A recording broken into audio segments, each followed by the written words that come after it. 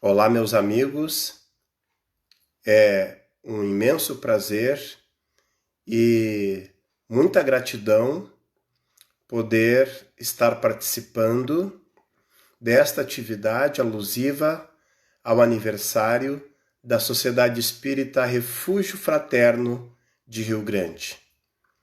Neste momento, estamos aqui iniciando mais uma palestra no sentido de compartilhar com os amigos e irmãos dessa abençoada instituição e também os nossos irmãos de Rio Grande, com os quais temos dividido uma convivência muito fraterna nos últimos 20 anos, e com os demais companheiros, e mesmo aqueles que não nos conhecem, mas que estão assistindo nesse momento esta live, para que possamos mais uma vez estudarmos e refletirmos sobre os ensinamentos do Espiritismo consubstanciados com o Evangelho de Jesus.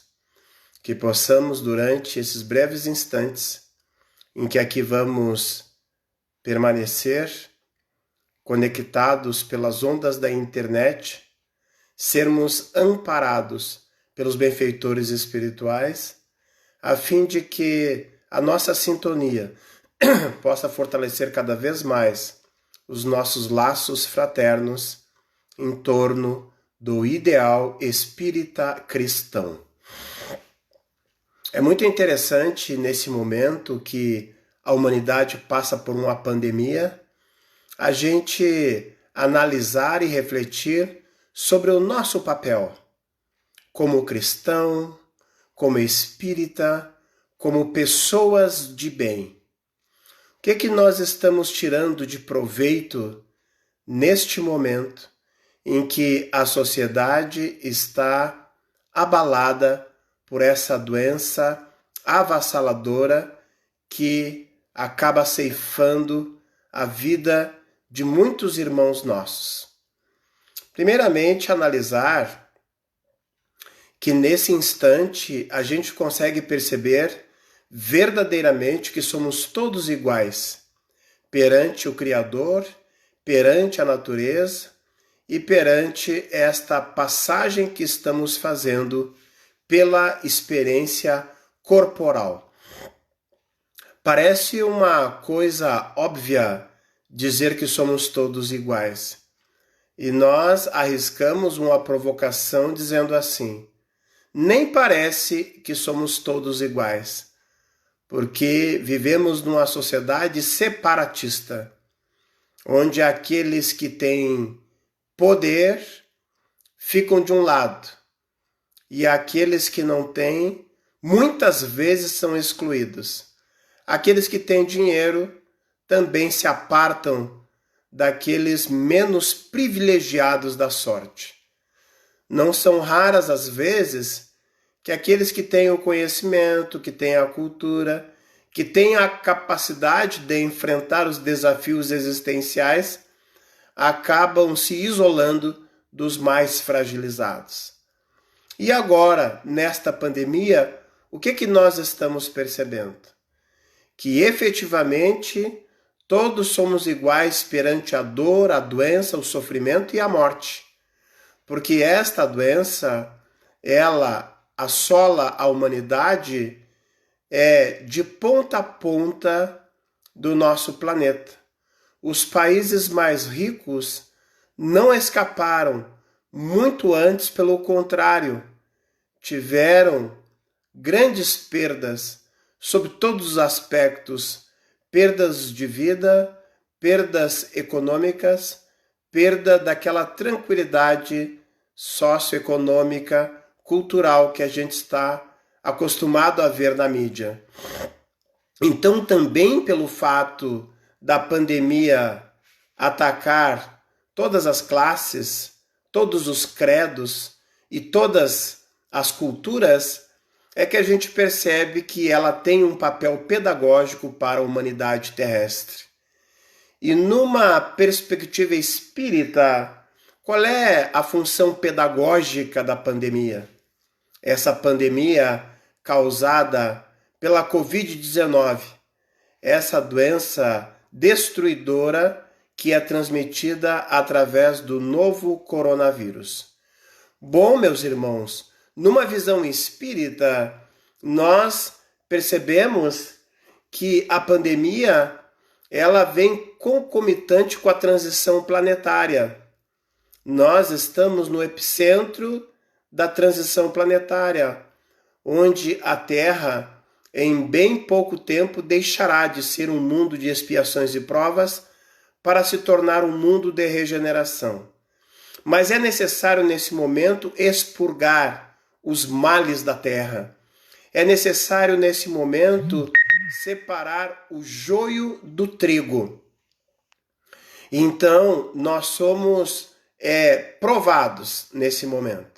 Uma grande provação coletiva mundial, mas não numa ideia de resgate de dívidas do passado, mas numa perspectiva de despertar o homem novo que habita dentro de nós.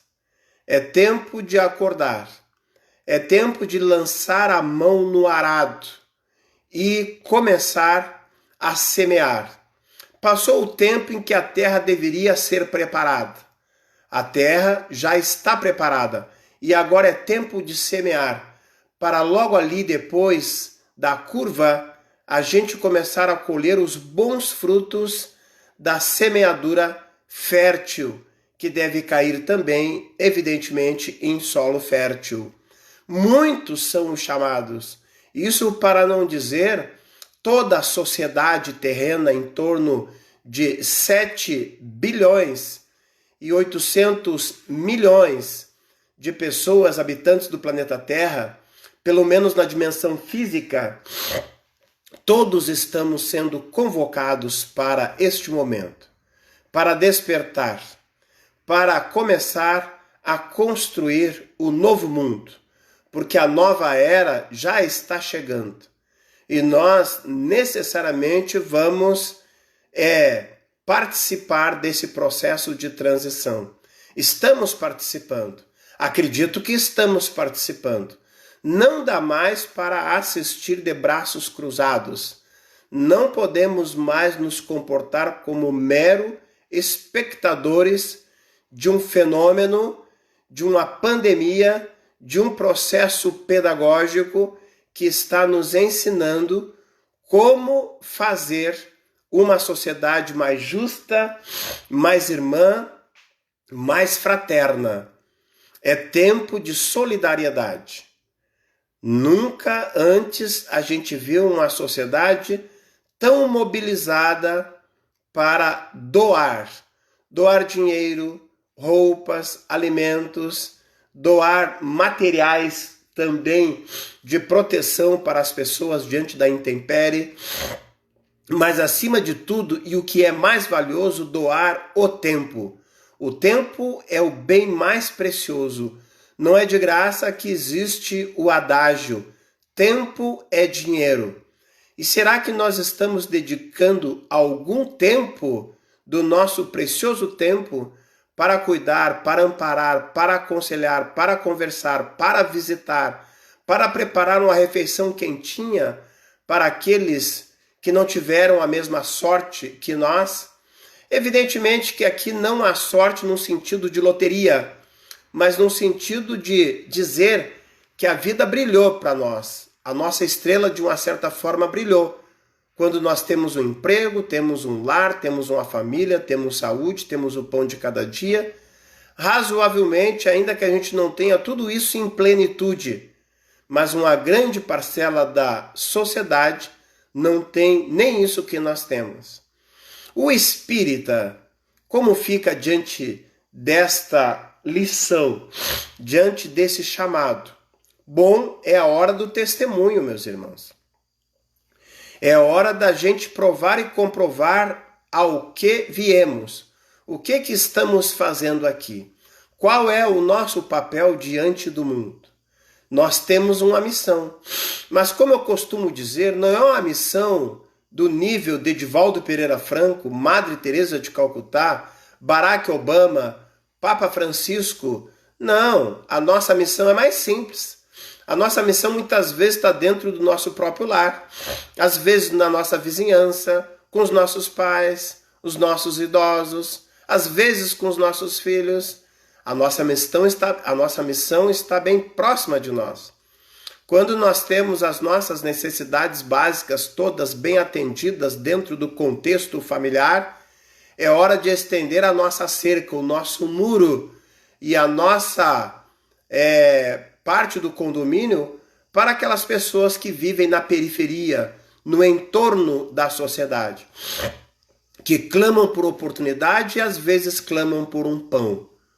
Mas nós precisamos valorizar a postura do espírita cristão, porque o espírita verdadeiro é aquele que é cristão, mas não necessariamente o cristão verdadeiro é espírita, porque nós sabemos que tem pessoas que têm os seus credos, as suas crenças, as suas religiões e têm um comportamento exemplar no que se refere aos relacionamentos interpessoais e no que se refere à verdadeira caridade.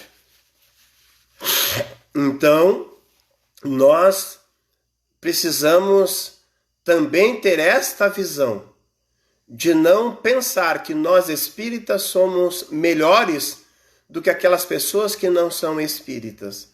Quando chegarmos no mundo espiritual, certamente não seremos questionados qual é a tua religião, mas sim seremos perguntados o que fizeste para amenizar a dor alheia, quantas lágrimas enxugastes, quantos estômagos aliviaste da fome e quantas crianças frágeis tu amparou no teu colo. Isso sim. Então é importante também que nesse momento a gente possa desfraldar a bandeira da verdadeira caridade, como um dos lemas centrais do Espiritismo, que diz: fora da caridade não há salvação. E para isso a gente deve unir ombros e esforços, independente da nossa religião, nos unirmos num ideal, que é o da fraternidade, que é o da solidariedade, que é o ideal da construção de uma sociedade melhor. Portanto, é hora de colocar em prática o nosso aprendizado. Algumas pessoas me perguntam o que as casas espíritas estão fazendo nesse momento pelos seus seguidores, pelos seus fiéis, já que o distanciamento social não permite a presença das pessoas na casa espírita. E eu tenho respondido assim: ora, meus amigos e meus irmãos, quem foi na casa espírita 4 vezes, quem teve contato com o Evangelho 4 vezes, como cita Emmanuel, nunca mais poderá ser a mesma pessoa. E nós estamos na casa espírita há 1 ano, 3 anos, 10, 20, eu estou na casa espírita há mais de 30 anos. E agora a casa espírita Edificação está com as portas fechadas. Então é hora da gente colocar em prática na sociedade, no lar, na via pública, tudo aquilo que aprendemos na casa espírita. E também as casas espíritas estão cumprindo o seu papel através da tecnologia, pelas ondas da internet, como é o caso dessa atividade que a gente está realizando agora neste momento. Então não vamos ficar choramingando pelos cantos, como se nós fôssemos dependentes do palestrante, do atendente fraterno ou do passista da casa espírita. Porque a doutrina espírita é uma doutrina de libertação e não uma doutrina de dependência. Então agora vamos exercitar a nossa fé, as nossas convicções. É hora, eu repito, de botar a mão na semente e de largar em terra fértil, para que ela possa florescer logo ali na sociedade melhor que está nascendo. É tempo de entendermos a proposta da pátria do Evangelho. Brasil, coração do mundo, pátria do Evangelho.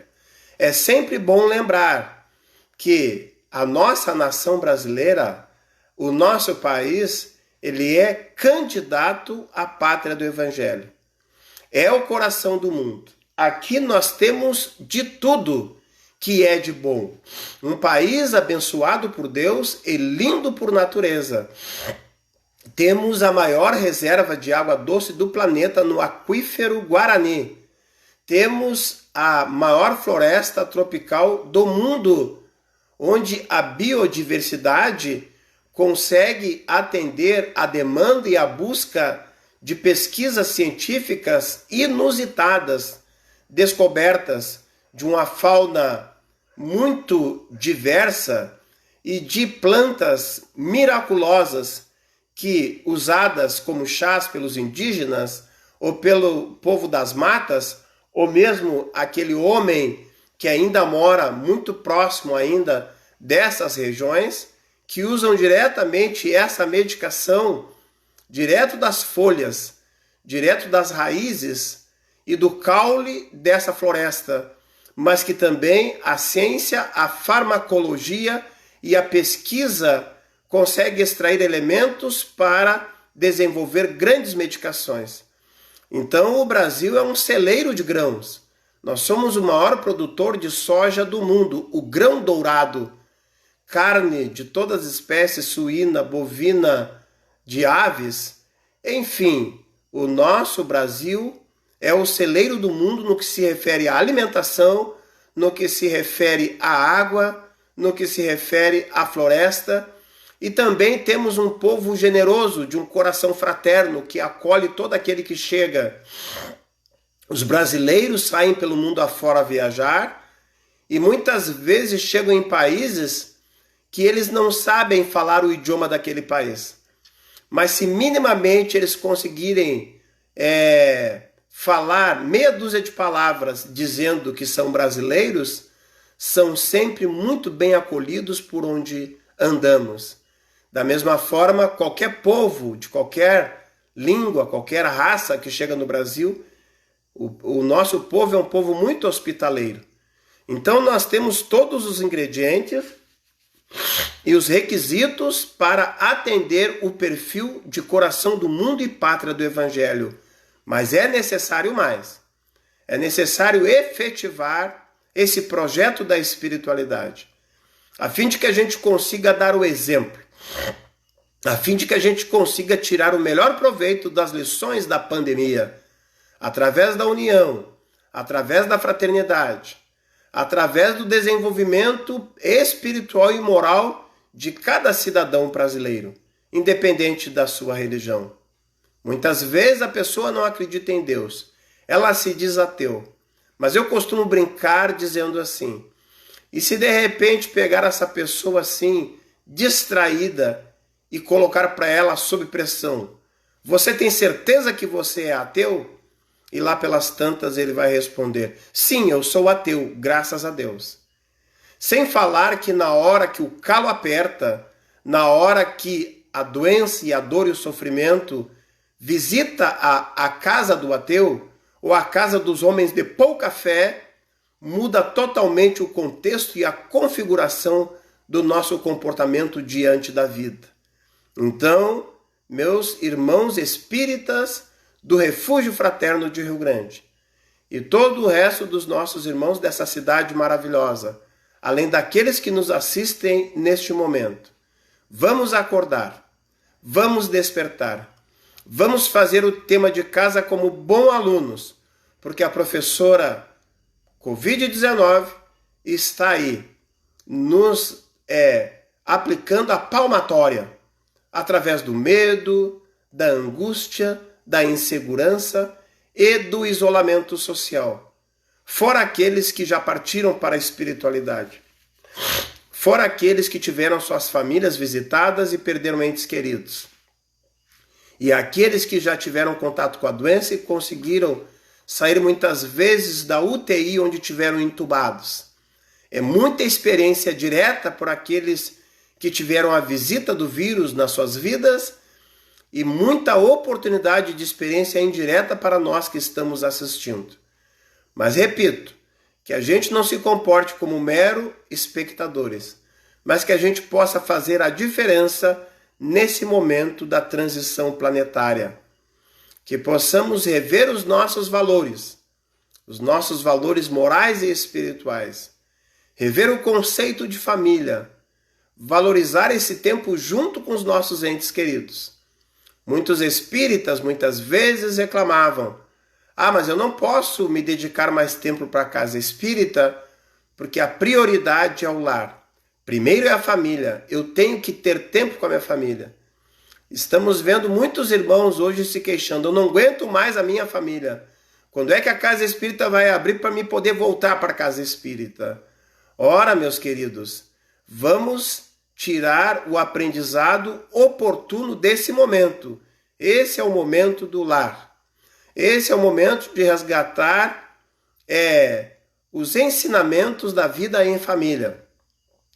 Compartilhando as tarefas de casa, de filhos, de louça, de roupa, de organização da casa, suportando e reconhecendo melhor como efetivamente é o cônjuge, a esposa, o marido, o companheiro, os próprios filhos, porque a gente vive num corre-corre, no trabalho, na faculdade, no estudo, na vida social, e muitas vezes dentro de casa a gente só cruza um pelo outro. E mais uma coisa interessante, por muito tempo nós atirávamos pedras na internet, porque a internet estava patrocinando o distanciamento afetivo das pessoas, o distanciamento humano das pessoas, dentro de casa e até na intimidade da família. E vejam que ironia do destino. Agora é exatamente a internet que está nos salvando, na medida que ela facilita a nossa vida, na medida em que ela permite que a gente, apesar de estarmos longe fisicamente, estamos conectados virtualmente. E se a gente acredita no trabalho de preces e radiações, então não há dúvidas que nós estamos super conectados pela internet e pelas vibrações espirituais que nos ligam uns aos outros. E o Evangelho, meus queridos, não vamos esquecer jamais que Jesus é o nosso modelo e guia para a humanidade. Vamos seguir as suas pegadas, porque só Ele é o caminho, a verdade e a vida. Ninguém chega ao Pai, à perfeição, à plenitude da luz, senão através dele. A cruz de Cristo é apenas um símbolo, porque elas representam as asas da nossa libertação. O sacrifício do Calvário é o modelo para nos dizer: a vida não é fácil, a vida não é mole. E por quê? Porque nós não somos anjos. E qual é a consequência disso? Pelo fato de nós não sermos anjos, o nosso planeta ainda é de expiações e provas. Mas agora segura na mão de Jesus, segura na mão dos benfeitores espirituais, segura na mão dos mais fragilizados da sociedade e se agarra no Evangelho. O Evangelho é a referência. O Evangelho é o código da vida. É a lei maior que deverá nos conduzir ao desenvolvimento espiritual nesses tempos difíceis que nós estamos passando.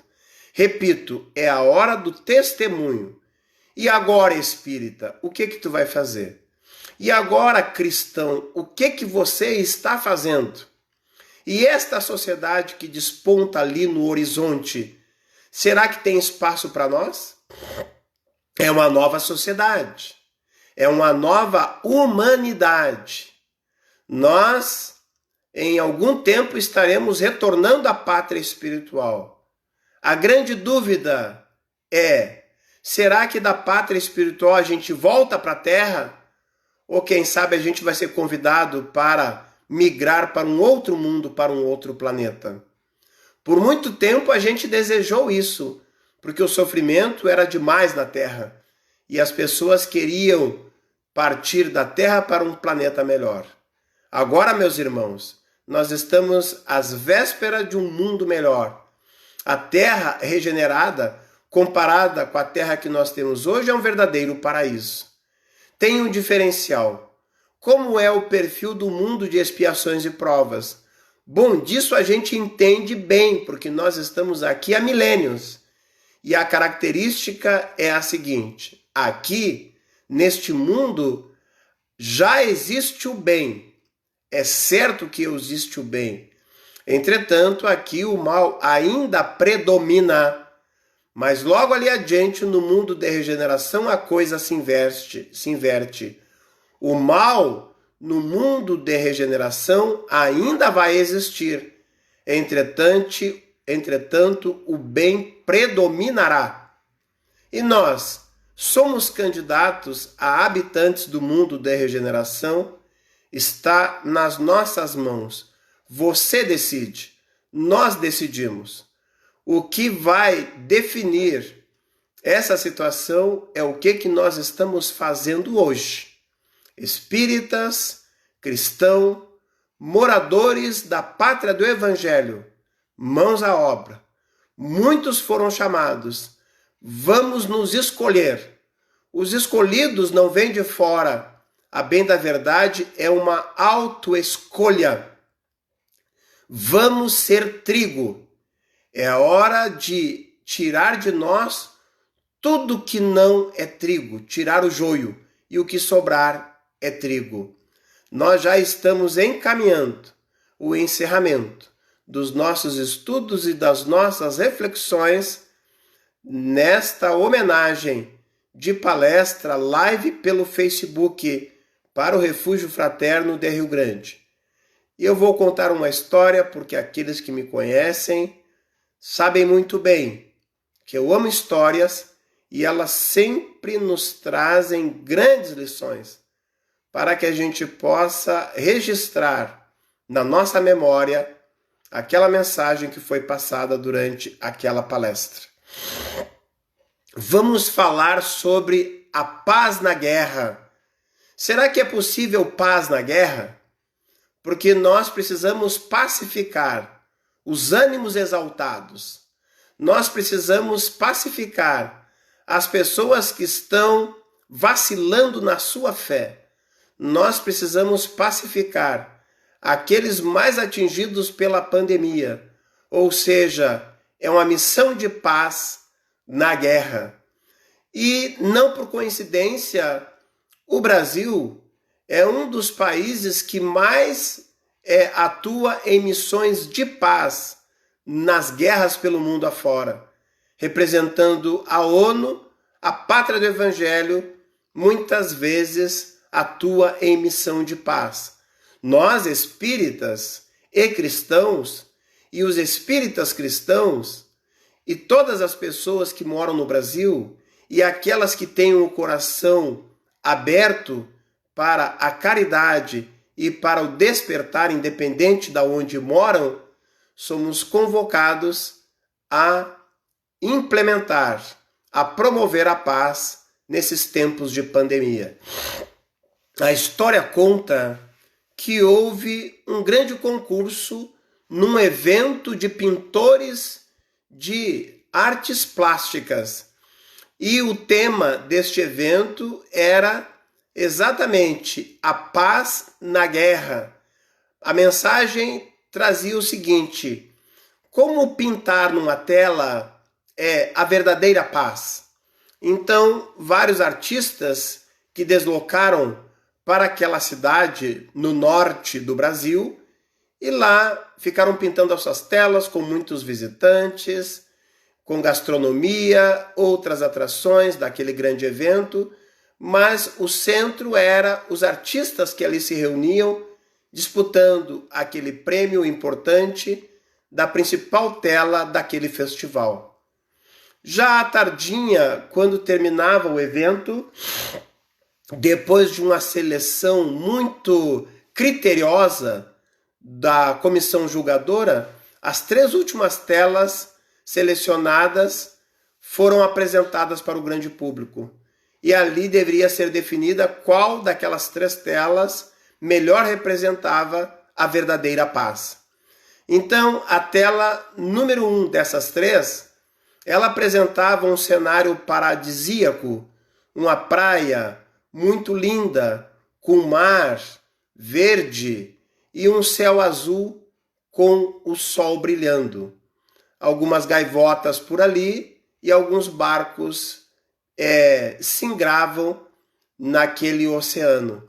A tela número 2 trazia uma mata verdejante com alguns pássaros voejando aquela mata, algumas pessoas passeando na beira da floresta e também era um pôr do sol maravilhoso. Era a tela número 2. Já a tela número 3 trazia um cenário um pouco lúgubre, triste, meio taciturno, poderíamos dizer assim.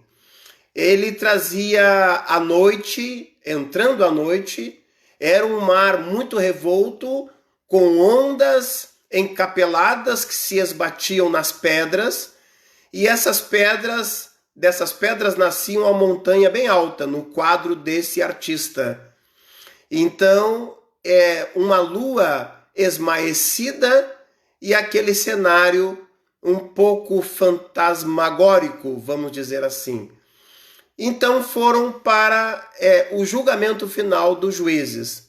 Bom, as pessoas e até mesmo os pintores pensavam assim: a tela que vai ganhar é a número 1 ou a número 2, que trazem cenários muito pacificadores. Porque a tela número 3, ao contrário, parece que traz uma certa angústia nas tintas do pintor. Para a surpresa de todos, as telas número 1 e número 2 foram preteridas e a tela ganhadora do concurso foi exatamente essa que trazia um cenário meio estranho e noturno. Bom, algumas pessoas questionaram, mas como assim? Qual é o sentido disso? Então, o chefe da comissão julgadora, com a tela essa estranha na mão, anunciou para todo o público a justificativa por que aquela tela ganhou. E ele dizia assim, é fácil manter a paz num cenário lindo que nem essas duas telas, que a gente acabou de colocar como terceiro e segundo lugar. Agora, o grande desafio é implantar a paz no momento de dificuldade, representado pelas ondas que batem nas pedras. Vejamos, senhores, quase ninguém percebeu, mas no alto da montanha, numa fenda de pedra, tem uma águia e ela está com seus filhotes, protegendo seus filhotes. E com todo o vento, com toda a tempestade que se abate sobre a montanha, sobre as águas, ela está tranquila, segura, confiante e dando segurança para os seus filhotes. A verdadeira paz concluiu o juiz. É quando a gente consegue manter a pacificação em momentos de guerra, em momentos de dificuldade. Ora, meus queridos amigos e irmãos, encerrando essa palestra do dia de hoje, o que nos resta dizer? Nós precisamos fortalecer a nossa fé, mover montanhas, nos unirmos em torno do Evangelho, praticar a solidariedade e a paciência para plantar a paz em tempos de guerra. A guerra é a pandemia e a paz é a nossa postura de verdadeiros cristãos, de verdadeiros espíritas, de verdadeiros homens e pessoas de bem. Que Jesus nos abençoe. Feliz aniversário para o Refúgio Fraterno, para todos os seus colaboradores e frequentadores. Que Jesus nos abençoe e nos dê a sua paz. Muito obrigado, meus queridos, e até a próxima oportunidade.